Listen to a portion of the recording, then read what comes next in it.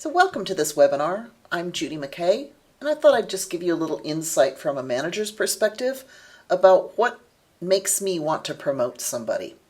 I was recently asked by someone what they could do to be promoted, and I thought that was an interesting question. And in a lot of cases, it's not that you need to do something specific, it's that you need to do a lot of things.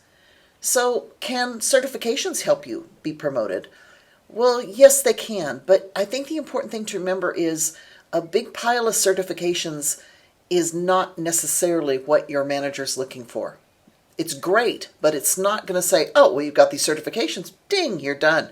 Definitely a promotion. Let's take a little bit of a realistic look at this. So what are the factors for promotion? Well, there's things that help and things that hurt. So among the things that help, the attitude. And the attitude being, I think I've earned this, not the I deserve this. And there's a subtle difference there. One is saying, I know I needed to do things. I know I need to earn this promotion. Not that I've been here for 5 years, therefore I deserve this promotion. That's not how it works. You have to have earned it. And I think that's a very important concept that is missed with some people, especially people that are really frustrated because they haven't been promoted. The other one is a demonstration of capability at that next level. So when you're being promoted or when you want to be promoted, you're looking at the next level. You need to understand what those capabilities are, and then you need to understand if you have them and have you demonstrated them. So it's one thing to say, well, sure, I can manage people. Can you? Have you ever done it? Is this something you even want to do? So thinking about that, demonstrating that capability. Maturity is a huge one, and everything above really just an associate, you need to have maturity. And that means to the level of your job. So you need to be the one that's counted on. You need to be the person that when your manager is going, oh, I need somebody to do this. This is going to be hard. You're the one that pops to mind. You need to be that one. And how do you get that way? Excellent communication is huge. Good written communication, good verbal communication, accurate communication. I just turned down a promotion on someone because they're purely because of their communication, which is interesting, isn't it? Because this was really a technical expert, but communication's just not there. Sorry, you have all kinds of technical expertise, but you have to be able to communicate it effectively as well. And the big one here, and this is where the certifications come in, a willingness and a desire to learn. And nothing demonstrates the willingness and desire to learn, but going out there and doing it. Again, I've had people come to me and say, oh, yeah, I want to learn that. Yeah, I want to learn that. Oh, yeah, I'm really interested in that. Have you done anything to learn it? Or are you just expecting me to hand it to you? Because it doesn't really work that way. You have to be able to go out and build your own career, invest in yourself. Now, things that hurt your ability to be promoted. Bad attitude, obviously. In many ways a bad attitude, but certainly the attitude that you deserve it without actually having worked for it. Stalled skill development is a huge one, and it's easy to do in our industry, particularly if you've worked with an organization for quite a long time. And if they're not doing a lot of different stuff, your skills may get stale. For example, if you're an automator, are you using the latest tools? Are you up on Playwright? Are you used to doing all of the new and cool stuff? Now, that doesn't mean that you're always chasing the new and cool stuff, right? It means that you're actually staying current with what's in the market. And that may be, well, I've done some courses online for these things. I've learned about security. I've learned about performance testing. I am building my skills. Even though my job might not really help me build my skills, I want to see that somebody has invested and has done it. Need to be able to accept challenges. And that is one of them. I've had people say, oh, I just don't have any time to do a micro-credential. You go, really? You can't find an hour or, a series of lunchtimes to actually do that? Okay. Then I don't see a lot of willingness to actually build and invest in yourself. Lack of reliability, stability, consistency is huge. When you're looking to promote somebody, they need to be reliable, they need to be stable, and they need to be consistent. I need to be able to count on somebody.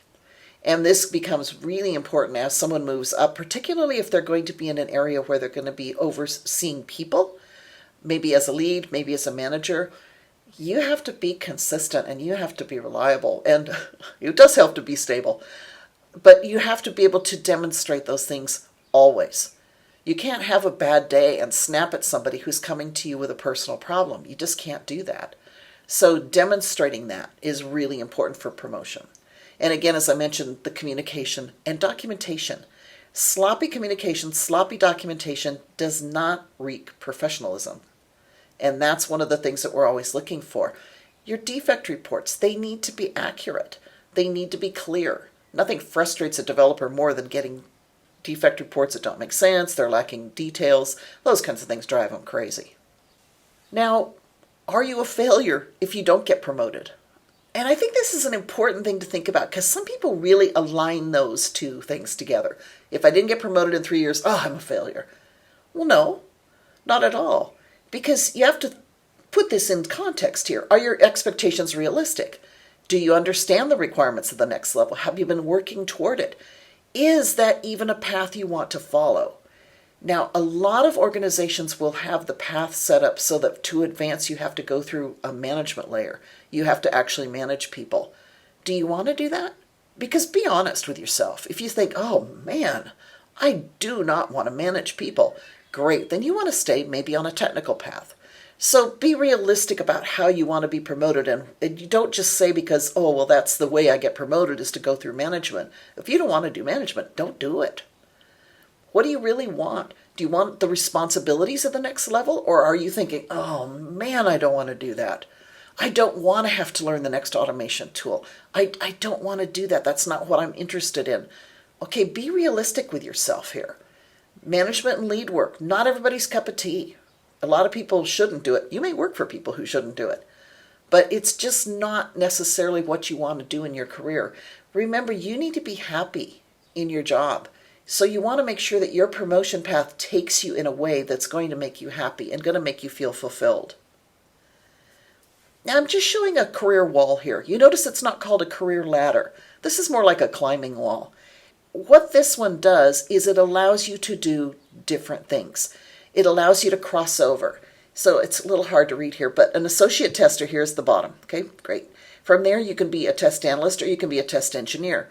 Now these names, again, whatever you pick for your organization, but in this case a test analyst is basically going to do functional testing. A test engineer is going to be in the technical spaces, so automation, performance, security, that kind of thing.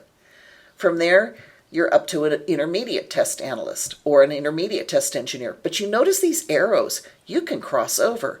So you don't have to say, hey, I'm on the test engineer path, therefore my only path up here is technical.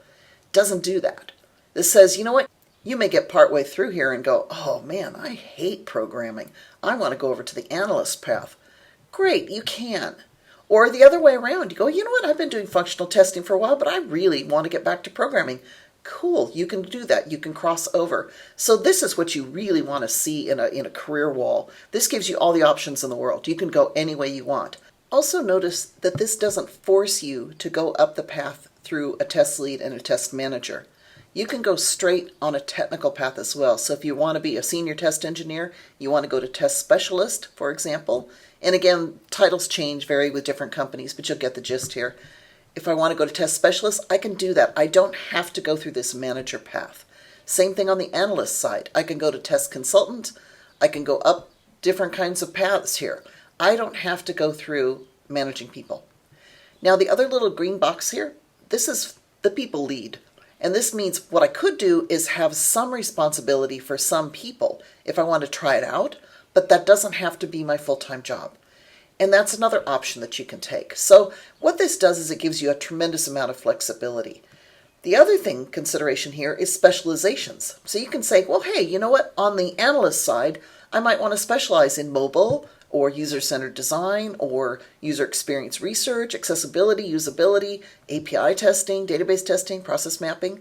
Could do any of those. On the engineer side, maybe I want to go into security. Maybe I want to be a toolsmith. Robotic process automation, performance, data specialist, integration, embedded software, test automation. So I also have these specialties that I can go into. Now, when I'm looking to promote somebody, I want to see that. I want to see, oh, you have looked at some of these more finite areas. You have actually worked to perfect yourself. I was just interviewing somebody and I asked them if they had mobile testing experience. And indeed they did. And to me, that's a plus. That's something that I look for. Same thing with an employee. If they say, you know what, I've gone out and I've learned about mobile testing. I've used Browser Stack. I've done some of these things with mobile testing. You go, that is excellent. That's the kind of thing that I want to see, that you're actually developing your skills and enhancing your skills. So this is just an example of a career wall, but I kind of like it because it doesn't force you through that management path as so many different hierarchies do, and certainly the old career ladder tends to. So can certifications help you get where you want to be? Absolutely. But it's not going to replace experience. Just keep that in mind. It's the old thing, right? If somebody comes right out of school, sometimes it's hard to get that first job because you have a lot of academic experience, but not a lot of real hands-on. Same thing with certifications. I want to see people are investing in their education. I want to see that they're investing in learning stuff that's practical and stuff that I can use. So a little selfish, but that's what I'm after. I want to make sure that what they're learning is something that I can give them practical experience with, or something they can get practical experience with, like mobile testing, for example. Certifications definitely show a desire to learn and a desire to advance their career. And that is huge, because I want people to invest. I want them to invest in themselves, invest in my organization, and make themselves a more marketable person. Micro-credentials are an interesting way to look at this. So we talk about certifications, and when we're talking about certifications, that's usually a multi-day effort with a certification exam at the end of it. Micro-credentials are little bitty bits of information. They're maybe 2-3 hours. Maybe they have a little quiz at the end. The micro-credentials are I'd like to dabble in this. I'd like to find out what performance testing is like. I'd like to, just know a little bit more about cybersecurity. That's what micro-credentials are for. Where if you go for a certification, that's going to be a multi-day, basically deep dive into performance testing. That's the difference between the two, and that's why micro-credentials are a great lead-in, because you might get into it and go, oh my gosh, this is so boring. I so don't want to know anything about this. It kind of gives you a chance to try it out without doing a huge investment in time. One thing to remember, though, is make sure they're credible. There's a lot of courses out there. There's a lot of stuff that you can take. And honestly, when I see somebody list, oh, I've taken all these courses, it's like, really? But I don't know who taught it. I don't know if it's just a bunch of garbage. And that's one of the reasons to come back to an organization like AdSQA. We have a lot of ISTQB certifications. We also have micro-credentials that have been developed by industry experts. So we definitely have credibility there. So what do you learn in these things? Well, you learn what's going on in the industry. You learn what's new and what's realistic. And I think this is a huge thing. I just did a set of micro-credentials on Agile. And Agile's not particularly new anymore, but there's a lot of parts about Agile that are not very realistic in a normal environment. And it's kind of a look at it from a standpoint of, hey, you're on an Agile project. What do you need to know?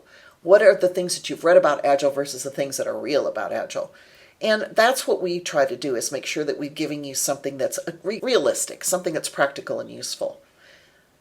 We can see how testers are handling changes that are occurring in our industry. AI.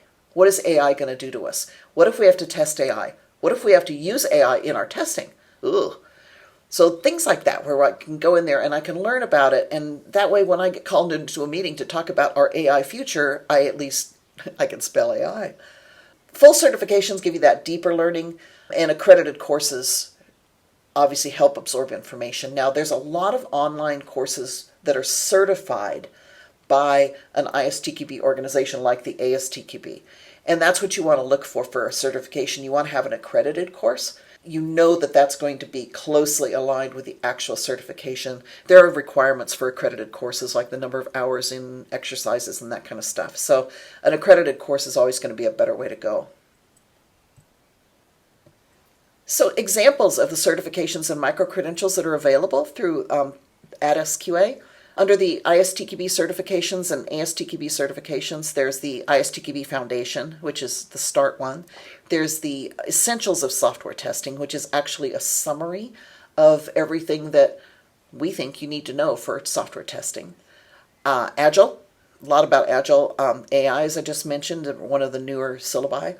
Performance testing, security testing, and then there's the advanced test analyst. Used to be called advanced test analyst, but it's test analyst specialty, basically, test management specialty, test automation, and usability, just for some examples here. Under the micro-credentials, you can see these are kind of aligned. Performance testing, cybersecurity testing, DevOps. What does it mean? How do you do it? How does it involve testing? Usability, Internet of Things and mobile. Test approaches. This is just a micro-credential focused on test approaches. Similar to it is the testing techniques. So say you want to say, you know what, I would really like to know more about decision tables. That one's a good one for you, that testing techniques one. Agile micro-credentials, there's a set of 3. API testing, also a set of 3. And there's others. Take a look at the website, and that'll give you kind of a list of the kinds of certifications and micro-credentials that are out there, and give you a feel for the things that you can do and the things that you can take to improve your chances of getting promoted. So give yourself a present. Invest some time and effort. Grow your opportunities. Now, I've been talking all this about promotion, but it applies equally if you're going to look for another job, because it's kind of the same criteria that people look for. I've been interviewing, I'm hiring right now, I've been interviewing people, and there are things that catch my eye on a resume. Continued education is a big one. If I see certifications, it's like, oh, that's interesting that they invested that time in their career and that they are a testing specialist. It's not just something that they do as a sideline. They're actually looking at this as a long-term career. Be sure you have the right skills to offer for the job that you're after. Be that a promotion, be that a new job that you're applying for. What do they want? It's really unusual anymore to see a test job that doesn't require some element of test automation. Oh, okay, but you've never done it? Hey, take the certifications, do the micro-credentials. It'll give you a way to talk about it intelligently. And sometimes that's what you want to do. And then you can take courses. There's a lot of courses online with the various tools, but that'll give you the background. Just remember, though, skill development takes time. This isn't something where you go, oh, I'm sick of my job, I want to quit tomorrow, I better take some courses. That's not really the best way to do it. You kind of want to spread that out over time. And be proactive. Do it. Get the certification. Get the micro-credential. The nice thing about the certifications and the micro-credentials is they come with an actual certification. You can actually put that on your resume and say, I have this certification. Some people will put the certification number on there. It's a real thing. It's not just like, yeah, I took a course somewhere on the internet and I spent 10 minutes doing it.